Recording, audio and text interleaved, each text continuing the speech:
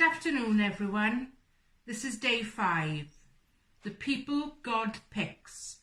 It's the story of Jacob, Rachel and Leah. Abraham had a son named Isaac, and Isaac had a son named Jacob. Jacob's name means trickster, which was a good name for him because he did a lot of tricking and lying and stealing. Jacob wasn't a very good person at all. The odd thing is, God had chosen Jacob.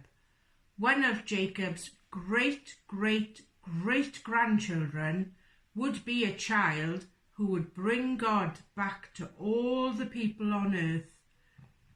Through Jacob, God would send a son, and everyone would say, "God has come to live with us."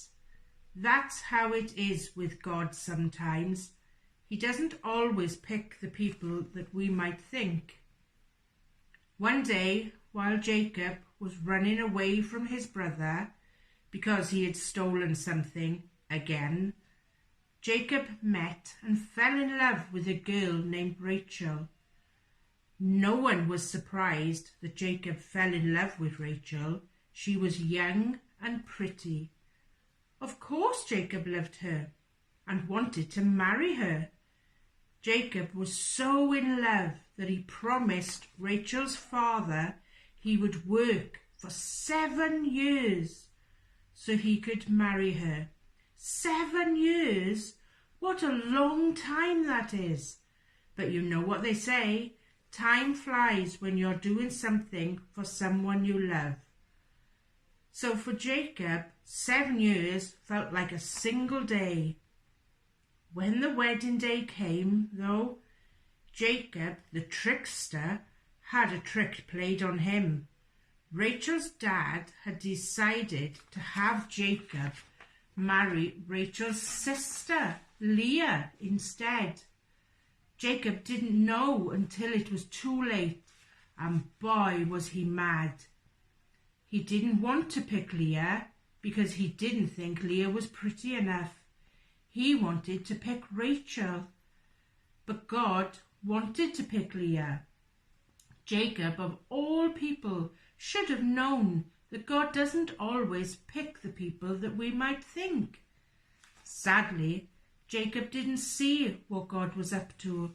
He still wanted Rachel, which made Leah feel sad and alone. But Leah wasn't alone. Just like God had chosen Abraham and Isaac and Jacob, God had chosen Leah. Through Leah, not Rachel, God would send a son, and everyone would say, "God has come to live with us."